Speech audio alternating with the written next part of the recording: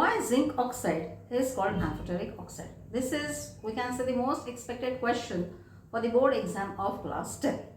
So why zinc oxide is called amphoteric oxide? I'll tell you just in 1 or 2 lines.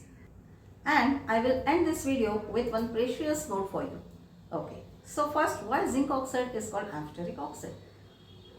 Amphoteric oxides are the oxides which reacts with acids as well as bases to form salt and water. There are few oxides which reacts only with acids to form salt and water. There are few oxides which reacts only with bases to form salt and water. But there are few oxides like zinc oxide which reacts with acids as well as bases to form salt and water. So such oxides are called as amphoteric oxide. And one precious note. Instead of zinc oxide, they can also ask the question why aluminium oxide is called amphoteric oxide. So don't waste your time in doing donkey work.